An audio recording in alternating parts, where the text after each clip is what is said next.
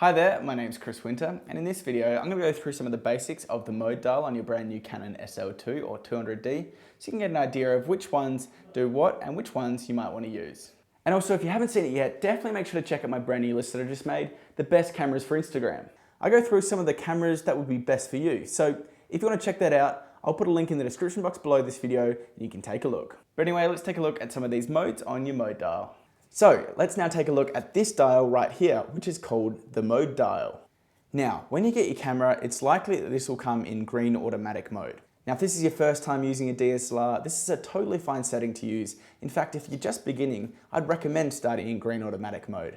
Essentially, what this mode is going to do is allow you to focus 100% on your composition and your photo and not worrying too much about the settings. This setting will allow you to set things like your shutter speed, your ISO, and your aperture, which can be a little bit overwhelming when you're just starting out. Like I said before, don't feel bad if you're just starting out and you want to use the automatic settings. Use this time to try and get used to the feeling of shooting with your DSLR, using the viewfinder to compose your shots, and taking photos in both landscape and portrait mode. But if you're happy to get out of fully automatic mode, your camera's also got some semi-automatic modes, which are good fun to try around with. The first mode that you'll notice next to the green mode is the no flash mode. Sometimes you'll find that your camera will automatically fire its flash in lower lighting conditions. Now, this can be useful sometimes, but there might be times when you don't actually want to use this, say you're at a wedding or at a museum.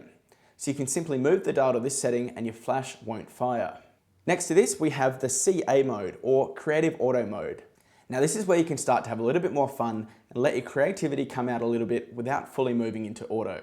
You'll notice that in this mode, you have a number of different creative settings that you can change, such as having a blurry background. To change these settings, you can simply hit the Q button. I'd recommend spending some time playing around with these creative settings and having a little bit of fun.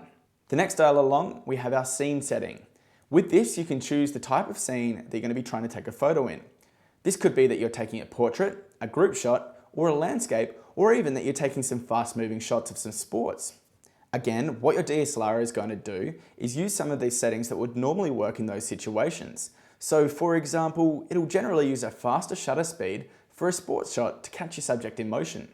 The last semi-auto setting is your filter setting. Think of it like an Instagram setting for your DSLR. Now, to be honest, I generally recommend only using these filters if you're 100% sure that you want your shot to look like this for good. Because once this filter's on, there's no going back. But as you can see, you can choose from filters such as grainy black and white, toy camera effect, and water painting effect. These could be fun to play around with and definitely have a go with them, but I generally recommend adding these effects in post-production later on just to be safe. In the next video in this course, we're going to take a look at our manual settings and really start to take some great photos with the brand new Canon SL2 or 200D. So I'll see you in the next video. And also, if you haven't seen it yet, definitely make sure to check out my brand new list that I just made, the best cameras for Instagram.